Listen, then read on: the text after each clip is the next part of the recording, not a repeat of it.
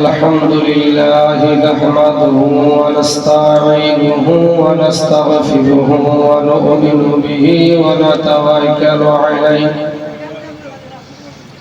ونعوذ بالله من شرور أنفسنا ومن سيئات أعمالنا من يهده الله فلا مضل له ومن يضلله فلا هادي له ونشهد أن لا إله إلا الله وحده لا شريك له ونشهد أن محمدا عبده ورسوله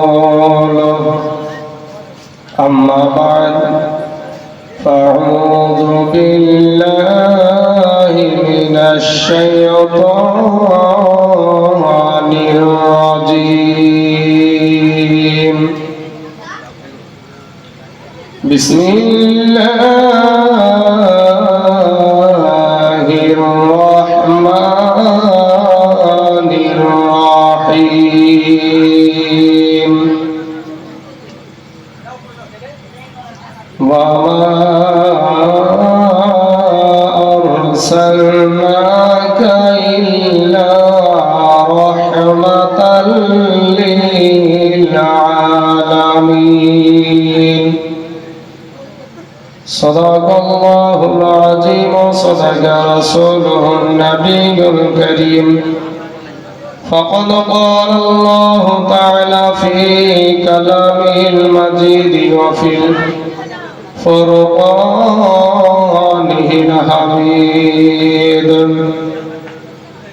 ما كان محمد نبا أحد من رجالكم ولكن رسول الله وخاتم النبيين يا أيها الذين آمنوا صلوا عليه وسلموا تسليما اللهم صل على مولانا محمد وعلى آله مولانا محمد صلى على محمد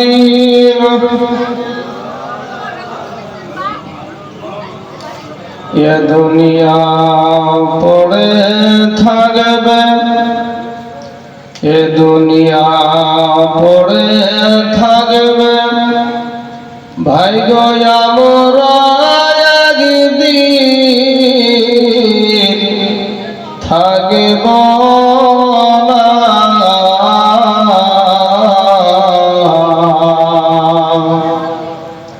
এ দুনিয়া পড়ে থাকবে ভাই গো আমরা একদিন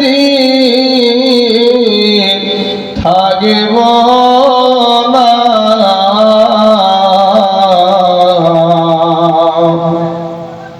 সবাই আমাদের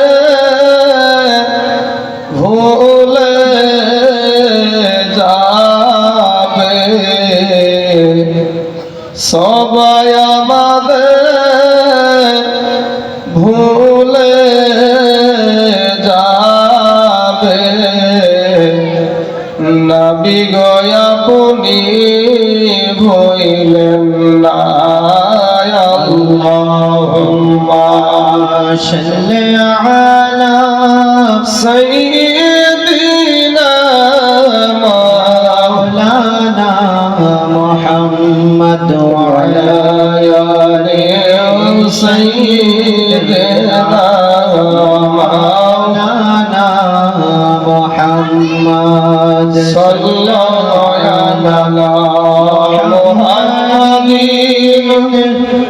صلوا على محمد আগমন করিয়া হে নূরের নবী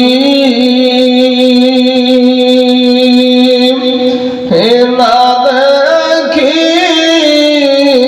দেখিলেন বাবার মুখ 6 বছরের খালে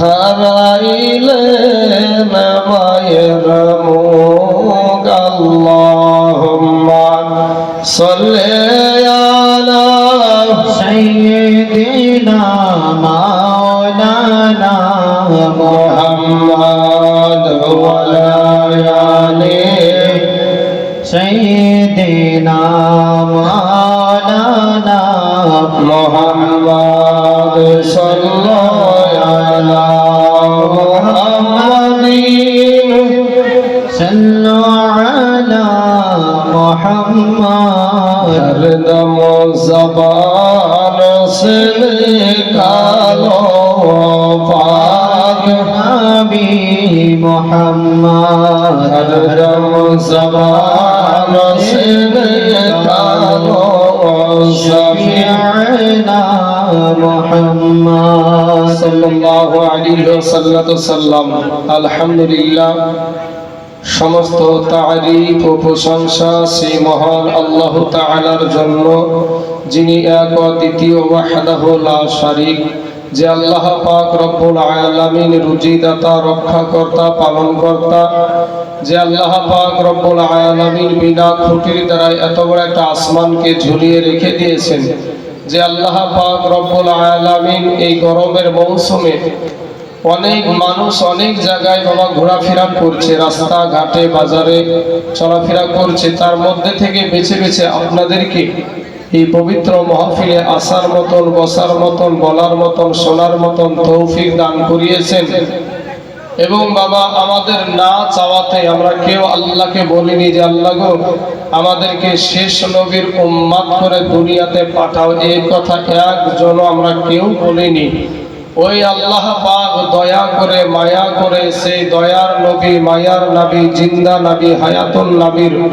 উম্মত করে আপনাকে আমাকে এই ধরার বুকে পাঠিয়েছেন সেই আল্লাহর প্রতি লাখ কোটি শুকরিয়া আদায় করি সকলেই একবার বলুন আলহামদুলিল্লাহ আলহামদুলিল্লাহ তারপরে পরে আকাই নামদার তাজদারে মদিনা আহমদ মুস্তাফা মুহাম্মদ মুস্তাফা নবী আমার শাহীন শাহীজে আকার নবীগণের সরদার মা আমিনার নূরে নজর আব্দুল্লাহর লখতের জিগার হাউজ কাউসারের কাবেন্ডার নবী আমার জান্নাতের লিডার সেই নবীকে ইলমে গায়ব মনে করে নবীকে হাজির ও নাজির মনে করে নবীর প্রতি লাখ কোটি দুরূদ ও শান্তির ধারা বর্ষিত হোক অর্পিত হোক সকলেই বলুন আল্লাহুম্মা আমিন ব্রাদার ইসলাম মুআজ্জাজ সামিন ইকরাম সর্বপ্রথম কথা আমার এখানকার কমিটি ভাই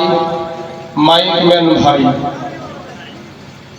আপনাদের কাছে আমার অনুরোধ বক্তা উঠার আগে ঘন্টার পর ঘন্টা সময় গেছে না যায়নি গো সকাল থেকে আয়োজন তো বোধহয় আগে থেকে চলছে নাকি জি জি কিন্তু এই বক্তা উঠার পরে কোন রকমের যেটা নবীজির আদর্শ আল্লাহ কোরআনে বলছেন লাকাদ কানা লাকুম ফি রাসূলিল্লাহি উসওয়াতুন হাসানাহ আল্লাহ পাক কোরআনে বলছেন যে সবার চাইতে উত্তম আদর্শ দেওয়া হয়েছে আপনার আমার নবীর ভেতরে জোরে বলেন সুবহানাল্লাহ সুবহানাল্লাহ আমরা সেই আদর্শে আদর্শিত হয়ে আজ বসে থাকবো এক দ্বিতীয়ত বিষয়টা হলো মাইক একটা নাম একটা আগুন জিনিস অসুবিধা হতে পারে সেখানে মুখ বন্ধ করে মাইক ঠিক করবেন আর সময়তে অনেক মাইকম্যানকে দেখা যায় যে বক্তা যদি গলার একটু আওয়াজ দেয় বা বসায় মানে ইউনিট কেটে যাওয়ার ভয়ে আজকে আলহামদুলিল্লাহ মায়ের খুব সুন্দর ভালো লাগছে, তবে সময় দিকে ঝ্যাঁ ঝ্যাঁ করছে একবার, ওইটা ভাই আমার শোনা তুমি ঠিক করবা ভাই। আচ্ছা যাক আলহামদুলিল্লাহ ভাই জান, ঠিক আছে। তো বাবাজি, আমার আব্বা জানেরা, এই যুবকেরা, ভাই তুমি আমার কালেমার ভাই, আমি তোমার কালেমার ভাই। এখানে আমরা কেউ কারো দুশমন না। আপনি সারা জীবন কথা বলছেন, এই যে জবান দিয়ে এখানে বসে বসে অনেকের সাথে অনেকে কথা বলছেন, আমরা দেখছিলাম খুতবা পড়তে পড়তে দেখছিলাম। এই যে জবানটা আমার বাবা আমাকে দেয়নি, এই জবানটা আমার মা আমাকে দেয়নি, আমার 14 গোষ্ঠী দেয়নি, আমার এই জবানটা দিয়েছে যে আল্লাহ আপনাকে এখানে বসাইছে, সেই আল্লাহ দিয়েছে। কথা ঠিক না বেঠিক? এই আওয়াজ দিয়ে বলেন কথা ঠিক না বেঠিক? দরবার শরীফের পাশে আমরা আছি বাবা। এই দরবারে আমার জীবনে আমি একদিন এসেছিলাম, আজ থেকে মোটামুটি 15 বছর আগে, 15-16 বছর আগে। এখানে একটা খাবার দেওয়া হয় ওরস শরীফে, তো একটা হাতা দিয়েছিল। তো বাবাজি, আমি দেওবন্দ মাদ্রাসায় পড়াশোনা করা ছেলে, তো ওই স্বাদ এখনো মনে হয় আমার মুখে লেগে আছে। আপনাদের এই দরবারের ওই যে খাবারটা দেওয়া হয়েছিল, এখনো ওই টেস্টটা মনে হয় আমার মুখে লেগে আছে। আমি কিছুটা খেয়েছিলাম, আমার বাবা মায়ের জন্য ওটাকে আবার বেঁধে নিয়ে গেছিলাম। আমার বাড়ি হলো শেখপাড়া, রানীনগর থানা, মুন্সিপাড়া গ্রাম। থাকি আমি জলঙ্গি মহিলা মাদ্রাসার, আমি একজন প্রতিষ্ঠাতা। নিজে 3 জন মিলে বাবাজি মহিলা মাদ্রাসা করেছি, সুন্নি মহিলা মাদ্রাসা। যাই হোক বাবাজি, আমার ভাইজানেরা, আমি যে কথাগুলো আলোচনা করব আপনাদের এখানে আমি নতুন। আমার যুবক ভাই, তোদের যদি পা আগিয়ে দিস, তোদের পায়ে হাত দিয়ে বলি ভাই মাস্তানি করিও না, রক্তের বাহাদুরি দেখাইও না। আমার কথা যেগুলো বলছি, এই কথার পরেও যে বললাম যে একজন অপরজনের সাথে আজকে কথা বলিয়েন না, এই জবানটা আল্লাহ দিয়েছে। পারলে কিন্তু আল্লাহ মুহূর্তের মধ্যে বুবা করতে পারে না? পারে না ভাই? পারে। আলহামদুলিল্লাহ উত্তর দিচ্ছে যুবকেরা, পারে। আমাদের চাইতে বড় মস্তান কি ফেরাউন ছিল না ভাই? আমাদের চাইতে বড় মস্তান কি নমরুদ ছিল না? আমাদের চাইতে কি টাকাওয়ালা সাদ্দাত বাদশা ছিল না? আমাদের চাইতে টাকাওয়ালা কি কারুন ছিল না? কবি বলছেন, কোটি টাকার মালিক দেখো এ অভাব হয় না দূর, আর গরিব ঘুমায় আরাম করে মনটা বাহাদুর। ফেরাউনের লাশটা দেখো, এ ফেরাউনের লাশটা দেখো, এ মিশর জাদু ঘরে খাই না মাটি, পোকা মাছি সবাই ঘৃণা করে। হৃদয় থাকিতে যার, এ হৃদয় থাকিতে যার, এ নম্রতা সদা, এ রহমত আসিবে সে তা প্রভুর ওয়াদা। বড়র বড়াই থাকলে দিলে এ রহমত আসবে না, আর নিজেকে নিজে ছোট মনে করিও সদা। উঁচু জমিন থেকে পানি, উঁচু জমিন থেকে পানি এ নিচু জমিনে যায়, তেমনি কইরা খোদার রহমত আসে নম্রতার হৃদয়। ভোগ বিলাসের বাড়ি গাড়ি, বাইরে ভোগ বিলাসের বাড়ি গাড়ি, এই পড়ে রবে সব, থাকতে সময় স্মরণ করো আল্লাহ আমার রব। যে কথাগুলো বললাম মিথ্যা আছে নাকি ভাই? কোটি টাকার মালিক দেখো অভাব হয় না দূর, গরিব ঘুমায় আরাম করে মনটা বাহাদুর। আপনি তালাশ করে দেখেন আপনারা যে শান্তিতে আছেন, কোটি টাকার মালিক ওই শান্তিতে নাই। এমনকি ভাই আর বিবির হাতে রান্না করা খাবারও খেতে পাই না। বিবিও চাকরিজীবী, স্বামীও চাকরিজীবী, বাড়িতে রান্না করে একটা কাজের মেয়ে। কাজের মেয়ে আপনারা খেয়ে এসেছেন, আপনার বিবির হাতে রান্না করা খাবার খেয়ে এসেছেন। আর বোর হাতের ওই এত টাকার মালিক, আর বোর হাতের খাবার ওর কপালে জুটে না না না, তাহলে দেখেন কে সুখী, আপনি না ও? তালাশ করে দেখেন। আমি ওই সুদূর জলঙ্গি থেকে আপনাদের এখানে এসেছি, কোনো প্রোটেকশন লেগেছে আমার? কোনো লাগেনি। আসল দিন এখানে মমতা ব্যানার্জি, অভিষেক বা যে যত বড় পার্টির নেতারা, যারা যারা বড় বড় পার্টি আসবে, এরকম বাবু আসতে পারবে না। এই যুবক ভাইয়ের আমার শোনা, আমার কলেজার যুবকেরা, আমি যুবক ভাইদেরকে লক্ষ্য করে বলছি, ভাই শোনা, তোমাদেরকে একটা মুহূর্তের, একটা সেকেন্ডের আযাব কবরে সহ্য করা যাবে না। গোরস্থান উপলক্ষে আজকের জলসা। বাবাজি, ওই জায়গায় আপনার বাপ, আপনার মা, আপনার দাদু, আপনার দাদি শুয়ে আছে। বাবা গো, একটু তাদের জন্য চোখের পানি ফেলে কাঁদবেন, দোয়া করবেন। ভাবিয়েন না কখন আপনি যে যাবেন। গতকালকেই তো একটা ট্রেন অ্যাক্সিডেন্ট হয়েছে, কোথায় গো? শিলিগুড়ির ওই সাইডে মনে হয় যত সম্ভব। এর আগে তো আপনার উড়িষ্যার বালেশ্বর নামে করমণ্ডল এক্সপ্রেস, 300 যুবক শেষ। ভাই যুবকের আমার, তোমাদের পায়ে হাত দিয়ে বলি ভাইজান শোনা, আমি আমার দয়ার নবীকে ভালোবাসি।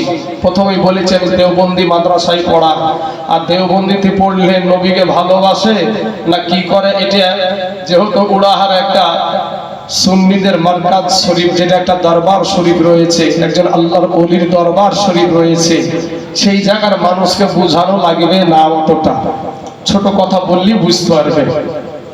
কারণ তারা নবীকে নূর মানে না, তারা নবীকে গায়েবের সংবাদদাতা মানে না, তারা কবরস্থানে হাত তুলে দোয়া করা তারা মানে না। যুবকেরা, তারা মা বাপ মইরা গেলে 40 করে না। বাবাজি, তাদের ভিতরে অনেক ত্রুটি। এই ত্রুটি দেখতে গিয়ে আমি সর্বপ্রথম ভাবলাম যে কি করে আমার ইমাম সাহেব বলে যে ওরা নবী মানে না, কিন্তু আমি দেখি নবীও মানে, দুরুদও পড়ে, সবই করে, কিন্তু মৌলবি ইমাম কেন এই কথা বলে? ইমামের সাথে একদিন ঝামেলা হয়ে যায়। আমি তখন রেজিনগরে থাকতাম, তো একটা বাচ্চা ছেলে মারা গিয়েছিল। তো ওই বাচ্চা ছেলের যখন আমি জানাজা করতে গেলাম, তো আখেরি একটা মোনাজাত হয় না ভাই, আখেরি কবর ছেড়ে দেওয়ার পরে এই দোয়াটা আমি বাবা করেছি, এটাই আমার অপরাধ। তো মৌলভী সাহেবেরা বললো আপনি বেদাত কেন করলেন? তা আমি উঠে বললাম, তখন ছেলে মানুষ আমি উঠে বললাম, আল্লাহর কাছে চাওয়া যদি বেদাত হয়, তাহলে এই বেদাত আমি সারা জীবন করব বাবাজি। তাই আজ আমি সুন্নি হয়ে গেছি, আর এই সুন্নিয়াতে আসার পরে থেকে আমি গর্বিত, আল্লাহর হাজার শুকরিয়া। জোরে বলেন আলহামদুলিল্লাহ। সুন্নি মুসলমানেরা হক, সুন্নি মুসলমানেরা হক, নিরপেক্ষ দৃষ্টিতে বলছি ভাই, আমি কোন পক্ষ টানাটানি না। নবীর পাগল যারা তারাই হলো সুন্নি, নবীর পাগল যারা তারাই হলো সুন্নি, আর যারা নবীর দুশমন তারা হলো ইবনে আব্দুল ওয়াহাব নাজদির দালাল। তারা আপনার বিধর্মীদের টাকা খেয়ে আপনাকে আমাকে ভুল বক্তব্য শোনায়। কিছুদিন পূর্বে আপনারাও শুনেছেন, অনেকেই মোবাইলে শুনেছেন যে শবে বরাতের রাত্রিতে নাকি যদি কেউ যদি ইবাদতের উদ্দেশ্যে ভিড় করে, তাহলে তার চাইতে বেশ্যাখানায় রাত কাটানো ভালো। নাউজুবিল্লাহি মিন জালিক। এই কথা আলেম উলামাদেরকে জিজ্ঞাসা করবেন, এবং আপনারাও অনেকেও হয়তো এই জিনিসটা দেখেছেন। যার নাম হলো আকরামুজ্জামান, যার নামে কেস করা হয়েছিল থানাতে, ভুল স্বীকার পরবর্তীতে করেছে। ও ব্রাদারান ইসলাম, এরপরে কোন বড় লোক মানুষ, ধনী ব্যক্তিরা যদি বড় ছোট মাছ খেতে মন চায়, তো এই ছোট মাছ কেনার জন্য এই নাকি জাহান্নামে চলে যাবে। ও ব্রাদারান ইসলাম, কিন্তু আমরা সুন্নিরা আমার নবীর পাগল, কিন্তু এই সমস্ত ভুল বক্তব্য সুন্নিরা দেয় না। আর কোন সুন্নি আলেম যদি দেয়, আর এক সুন্নি ওটাকে আবার ধরায়া দেয়। ব্রাদারান ইসলাম, তারা ধরেও না, আর তারা বলতেই থাকে, কারণ মানুষের ঈমান নষ্ট করতে থাকে। এ ব্রাদার ইসলাম, তাই আমার নবী পাক সাহেবে লাউলা, দো জাহানের নবীকে আমরা ভালোবাসি। সেই নবীর মহব্বতে আমি একটা নাম পড়ে আমার বক্তব্য আওয়াজ শুরু করব ইনশাআল্লাহ। আপনি আমার জান গো নবীজি, আপনি আমার জান ও নবীজি, আপনি এই মানুষগুলার জান। জোরে বলেন সুবহানাল্লাহ। ভাই আমরা সুন্নি মুসলমান, সুন্নি মুসলমানের মতন জোরে আওয়াজ দিয়ে বলেন, জোরে বলেন সুবহানাল্লাহ। আপনি আমার জান গো নবীজি আপনি আমার জান, ও নবীজি আপনি এই মানুষগুলার জান। হায়রে আমরা সবাই করতে পারি আপনার জন্য, করতে পারি জীবন কুরবান। জোরে বলো। আল্লাহ আমাদের নবীর জন্য আমরা জীবন কুরবানি করতে পারি না, পারি না বাপ? হ্যাঁ, সুন্নিরা পারে, সুন্নিরা পারে, সব ছেড়ে দিতে পারি। পাহাড় স্বর্ণ, সব পাহাড় সমতুল্য, স্বর্ণের পাহাড় ছেড়ে দিতে পারি, গোটা দুনিয়া ছাড়তে পারি, কিন্তু আমার নূর নবীর কদম সুন্নিরা কোন সময় ছাড়তে পারে না। ঠিক না বেঠি? রাদাল ইসলাম সেই নবীর গোলাম আমরা, সুন্নিরা নবীর গোলাম। রাদাল ইসলাম তাই কবি বলছেন, তাইজুল বলছে যে আপনার জন্য করতে পারি, আপনার জন্য করতে পারি জীবন কুরবান, ও নবীজি আপনি আমার জান, আপনি আমাদের জান গো নবীজি আপনি আমার জান, ও নবীজি আপনি এই মানুষগুলার জান। গাইরে আমরা সবাই পাপী ও তাপী, তুমি দয়াবান। আমরা সবাই পাপী ও তাপী, তুমি দয়াবান। হায়রে দয়া করে পার করিয়েন, দয়া করে পার করিয়েন হাসর ময়দান। জোরে বলো সুবহানাল্লাহ। ও নবীজি আপনি এই মানুষগুলার জান। ভাইরে কত কষ্ট করলেন নবী ওয়াহুদের ময়দান, কত কষ্ট করলেন আপনি ওয়াহুদের ময়দান। হায়রে দন্দন মুবারক করলো শহীদ, দন্দন মুবারক করলো শহীদ কাফের বেঈমান, ও নবীজি আপনি এই মানুষগুলার জান। এই অধম তাইজুল কেন্দ্রে বলেন আজকে গাইব নবীর শান। জোরে বলো সুবহানাল্লাহ। এ অধম তাইজুল কেন্দ্রে বলেন আজকে গাইব নবীর শান। হায়রে নায়াবির চরণ না পাইলে, নাবির চরণ না পাইলে আমরা হব পেরেশান,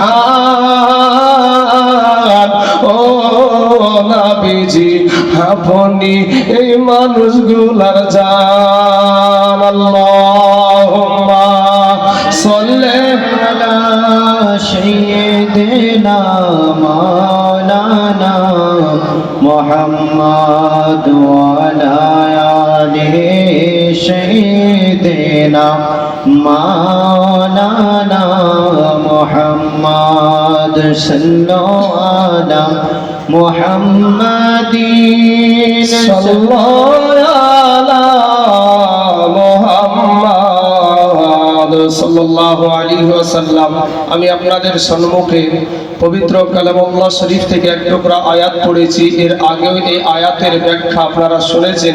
তো এর ভিতর থেকে একটা আমার নবীর শান আমি নিয়ে আসব, এটাই উদ্দেশ্যের জন্য এই আয়াতটা পড়েছি। কি ওয়ামা আরসালনাকা ইল্লা রাহমাতাল লিল আলামিন, পোড়াহারের দরবার শরীফে মাদ্রাসাও আছে, আর মাদ্রাসা থাকলে মৌলানার অভাব হয় না।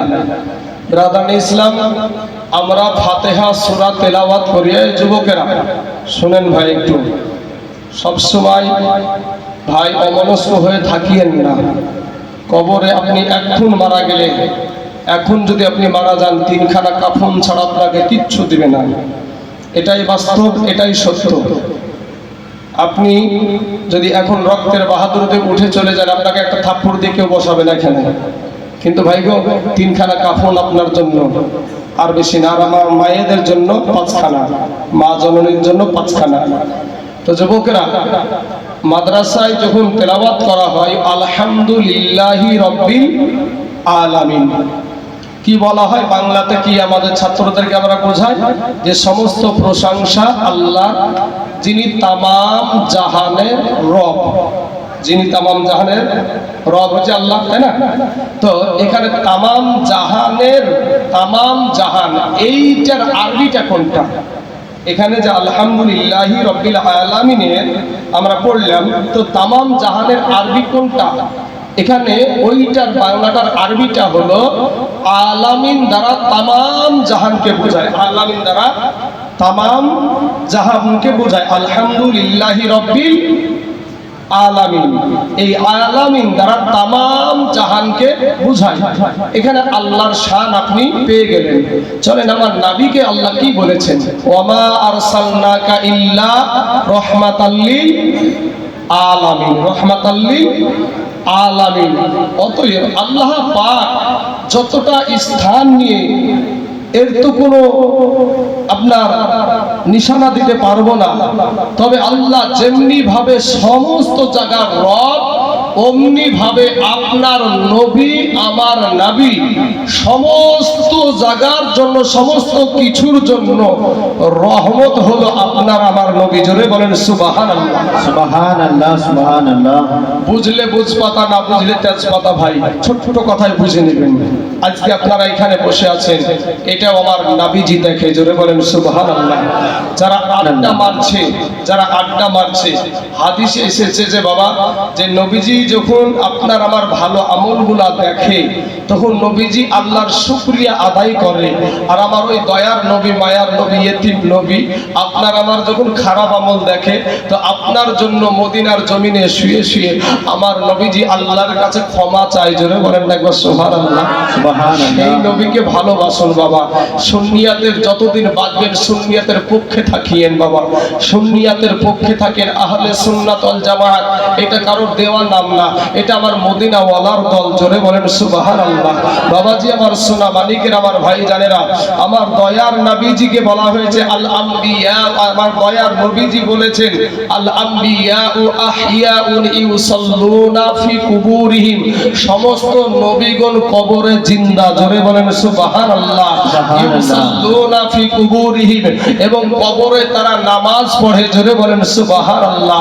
রাজান ইসলাম মুআজ্জাজ সামিনের কিরাম, আরো হাদিসে এসেছে ইন্নাল্লাহ আযজা ওয়া জাল্লা ক্বাদ রাফা'a লিয়াদ দুনিয়া ফাআনা আনজুর ইলাইহা ওয়া ইলা মা হুয়া কাইনুন ফিহা ইলা ইয়াউমিল কিয়ামাতি কাআন্নামা আনজুর ইলা কাফা হাজি।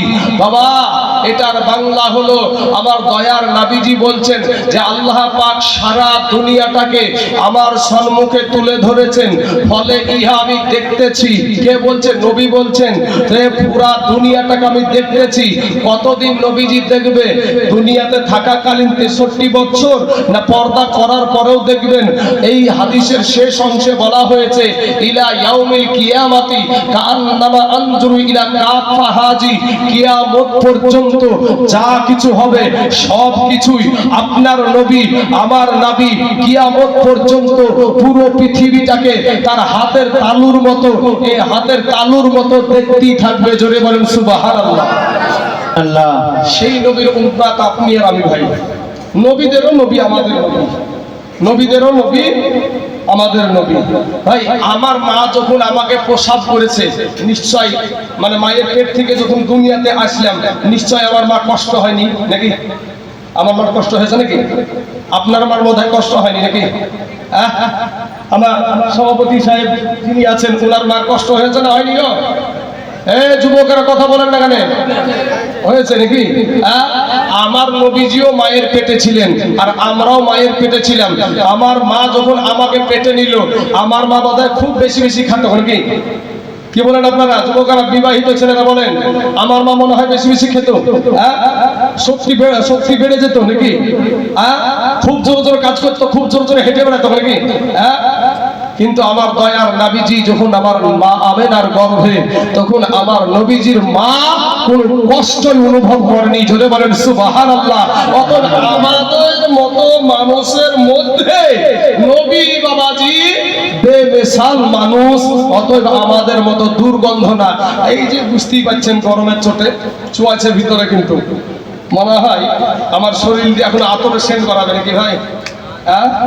আর আমার নবীজির ঘাম কি করতো? নবীজির ঘামকে আতর বানাতো। মেশকে আম্বারের চাইতেও বড় সুগন্ধি ছিল আমার নবীজির ঘাম।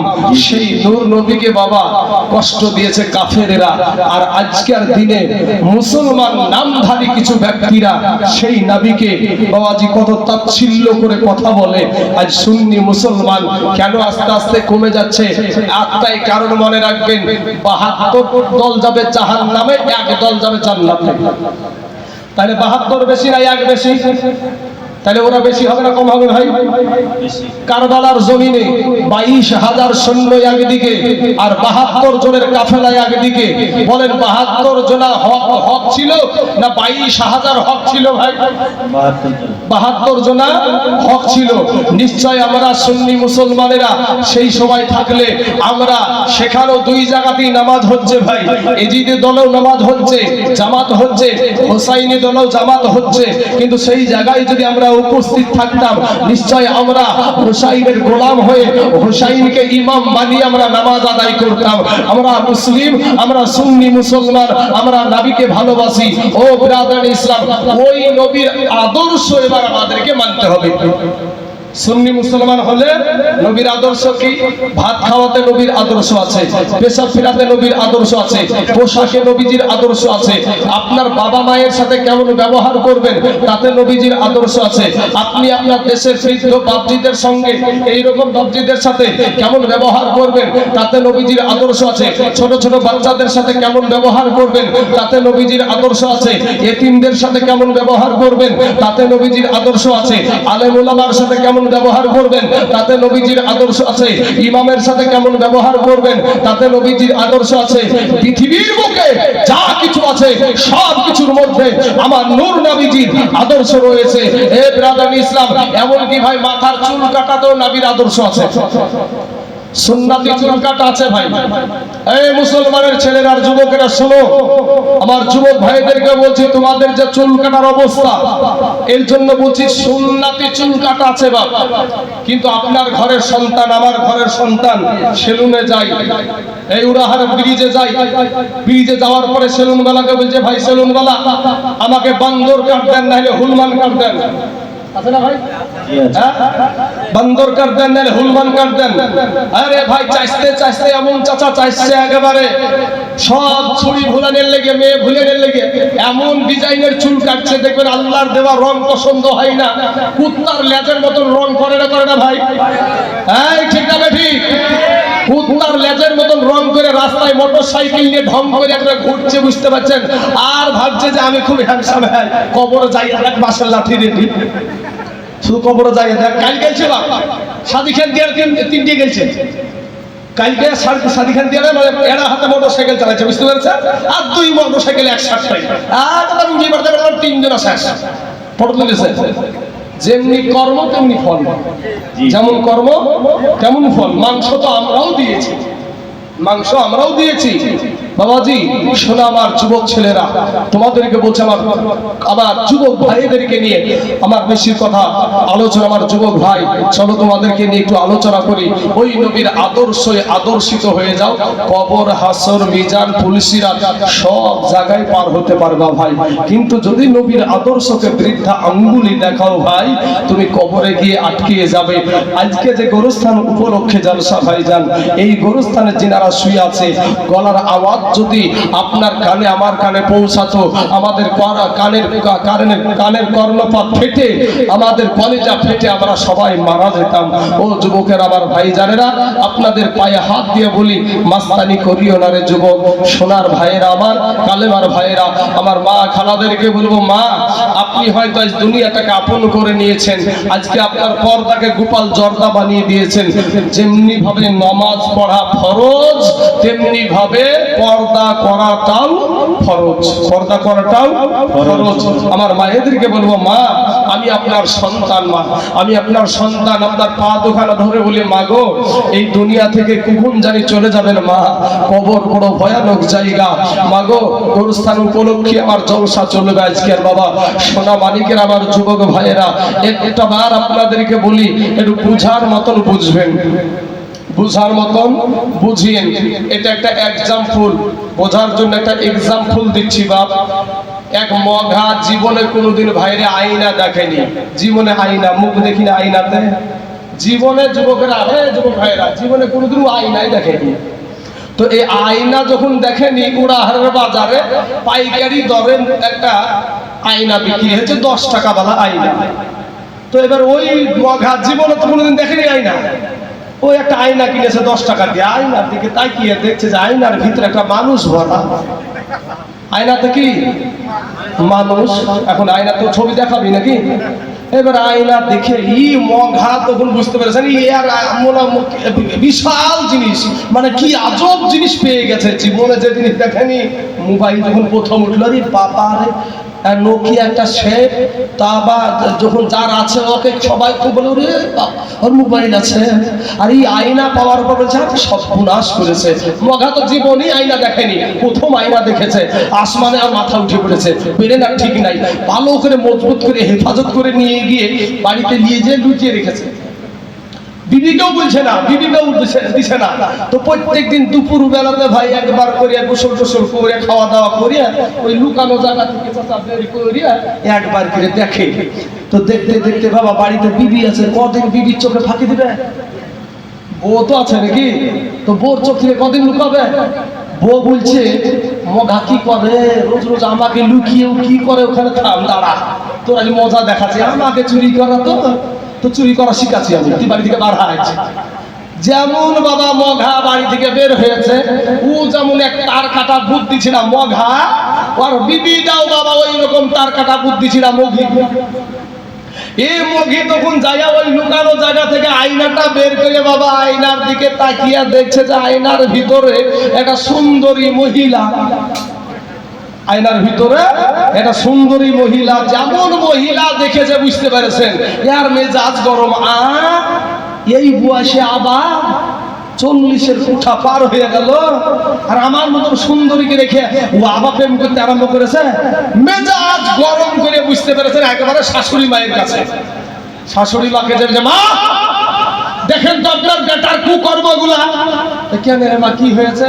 বলে আমার মতন সুন্দরীকে রাখিয়া এই বয়সে আমি আর মুখ দেখাবো কাকে গো মা, এই বয়সে আপনার বেটা প্রেম করছে। তখন মা একটা ধমক দেবে, আমার বেটার মতন বেটাই নাই, আসলেও তো নাই, সাদা সিধে ছেলে। এবার তখন এই একটা জুয়ান একটা মা বৌমা হাত ধরেছে, এই ভাবু ধরিয়ে তখন বলছে চলেন আপনাকে সচক্ষে প্রমাণ দেখাচ্ছি, হড়বড়কে টানতে টানতে নিয়ে যে ওই আইনা বেঁকে দিয়েছে। এখন বাবা মাও বাবা তার কাটা বুদ্ধি ছিল, মাও একমুখী।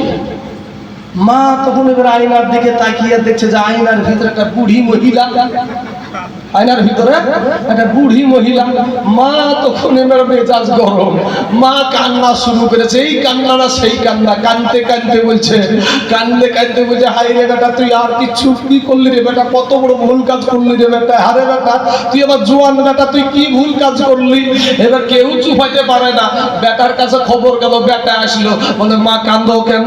তখন বেটাকে মা বলছে বেটা রে, ওরে বেটা ইসলাম ধর্মে 4টা বিয়ে করা যাই যাচ্ছে রে বেটা, তুই আর পালি না, এই বুড়ি কি পালি। বুড়ি দেখে গো আর মা বলেন এটা আইনার দোষ না ওদের বুঝার দোষ? ওদের বুঝার দোষ, এই বুঝা বুঝিয়েন না। যুবকরে আমার, বাবারা আমার, পর্দার আড়ালের মা খালা গো, দিলখানায় গো নরম করে দিবেন মা, চোখের পানিটা ছেড়ে দিবেন মা। আজকে আপনার আব্বা জান কবরে গো মা, আপনার মা, আপনার মা জননী কবরে শুয়ে আছে রে বাবা। এর যুবক, আজ সেই কবর বাসীর রুহে মাগফিরাতের জন্য আজকের এই দুয়ার মাহফিল। এ মুসলমান বাবাজিরা, আমার ভাই জানেরা, আমার কালেমার ভাইয়েরা, ও আমার মুসলমান যুবকেরা, কবর এমন একটা কঠিন জায়গা গো।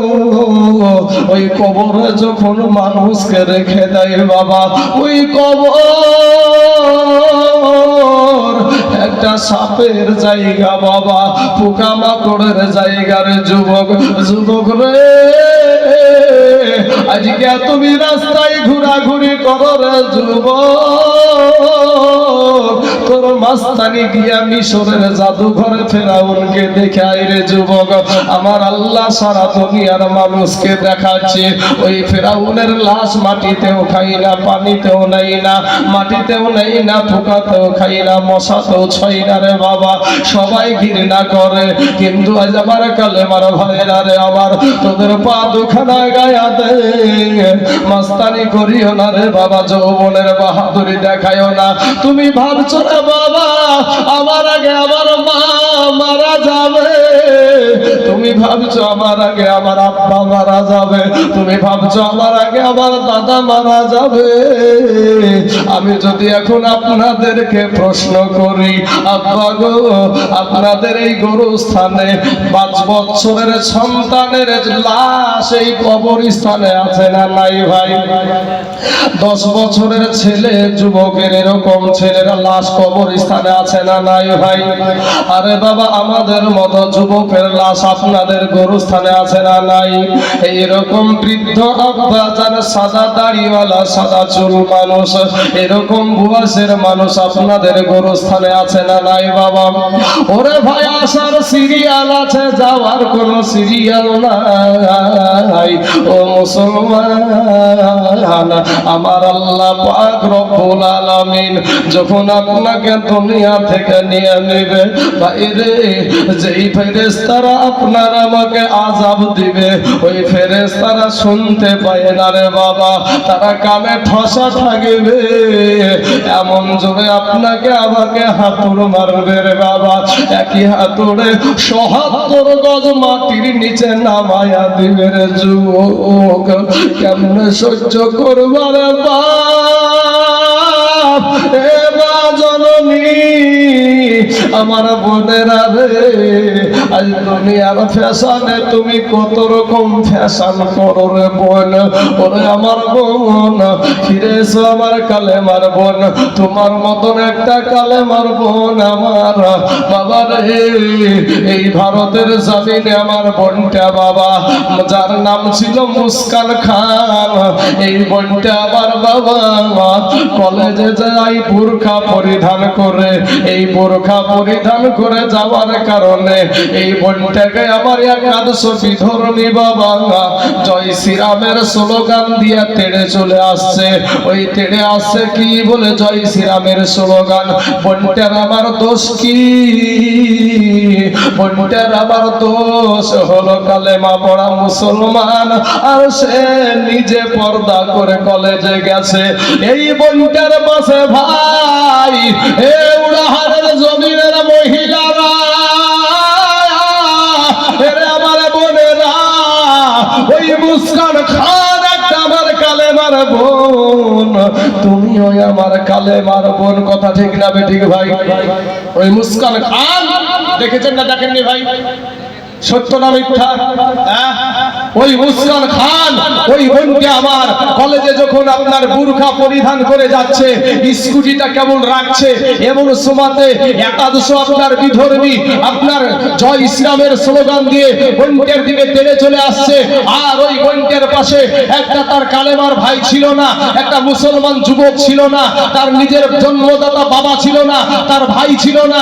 ওই বোনটা আমার, ওই আমার কালেমার মুস্কান বোনটি আমার একাই বলছে নারায়ে তাকবীর আল্লাহু আকবার, নারায়ে তাকবীর আল্লাহু আকবার।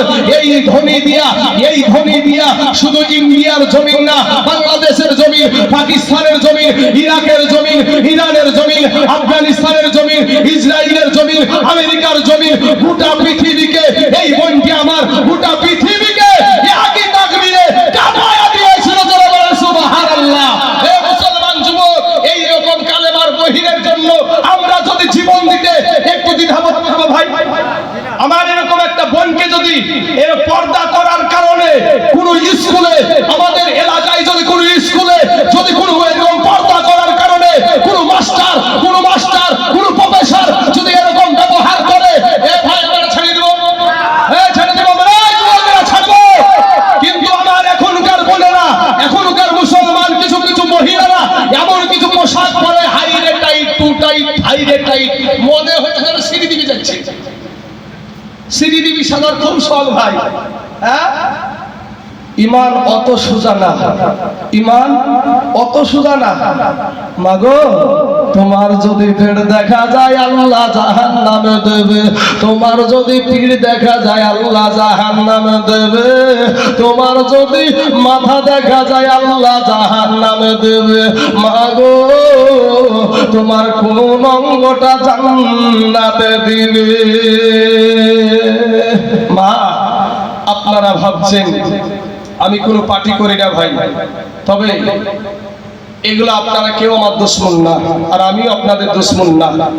আপনারা আমাকে না চিনতে পারেন, আর আমিও আপনাদেরকে না চিনতে পারি, কিন্তু একই তারে জোড়া আমরা সবাই এখানে কালেমার ভাই। কথা ঠিক না ঠিক? হ্যাঁ, এ বাবা, সোনা মালিকের আমার ভাই জানেরা, আজকে আমাদের দেশ চালাচ্ছে এই ভারতবর্ষের প্রধানমন্ত্রী হলো নরেন্দ্র মোদী। দামোদর দাস, এই দামোদর দাস আমাদের বাবরি মসজিদ নিয়েছে না নেয়নি ভাই? হ্যাঁ, নিয়েছে তো ভাই। আমাদের লালবাগে কাটরা মসজিদে আমার এই বাবরিরা, এইরকম বয়সের মানুষেরা বেশি বলতে পারবে, রক্তে লাল হয়েছে না হয়নি? নদী রক্তে লাল হয়ে গেছে মুসলমানের রক্ততে। আর একটা মসজিদ মন্দির বানানোর জন্য চেষ্টা চলছে, সেটা হলো মালদা জেলার কাজল থানাতে একটা আদিনা বলে একটা মসজিদ আছে, শুনেছেন নাম? আদিনা নামে এক মসজিদ আছে। ব্রাদার ইসলাম মহাজান যুবক ছেলের আমার মা খালা শোনেন, আপনারা ভাবছেন যে পুরুষগুলাকে সাইজ করছি, আপনাদের শক্তি বাড়িয়ে দিচ্ছে সরকার, মহিলাদের কিন্তু শক্তি বাড়িয়ে দিচ্ছে। আজকে আপনি ব্যাংকে যাবেন তো আপনাকে হড়িয়ে মেরে আপনাকে হুড়ে মেরে মেরেছিল, আপনাকে ঢুকে দেবে, কিছু বলতে পারবেন না আপনি। আর আপনি বেশি বলতে গেলে তো বলবেন হ্যাঁ মেয়ের গায়ে হাত দিল, শ্লীলতা হানি, কিছু করার নাই ভাই। আপনার জব্দ করার লাইন ঠিক হয়ে গেছে। মুসলমান আপনি যান, আপনি শুধু দেখেন না, চেষ্টা করে ব্যাংকে যান, ব্যাংকে যেয়ে দেখবেন মহিলাদের ভিড় বেশি, মহিলাদের আগে সমস্ত কিছু। কিন্তু মা খালারা, আমি আপনাদের বিরুদ্ধে না, আমি আপনাদের পেট থেকে হয়েছি নাকি? আমি তো একজন মায়ের পেট থেকে হয়েছি, কিন্তু মায়েরা ভাবছে যে আমাদের এখন শক্তি, আমাদের সরকার আমাদেরকে বেশি প্রাধান্য দিচ্ছে। কিন্তু আমি বলবো, ইসলাম ধর্মে মহিলাদেরকে